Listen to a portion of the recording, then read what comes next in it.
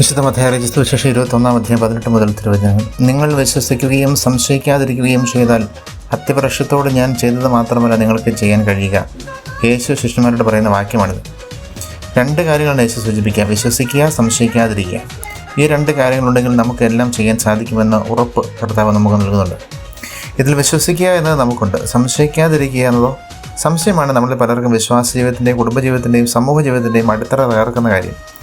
ദൈവത്തെയും മനുഷ്യരെയും ജീവിത പങ്കാളിയെയും മാതാപിതാക്കളെയും മക്കളെയും അധികാരികളെയും അധീനരെയും സംശയിക്കുന്ന നമുക്ക് പിന്നെ എങ്ങനെയാണ് വിശ്വസിക്കുന്ന കാര്യങ്ങൾ സംഭവിക്കുക?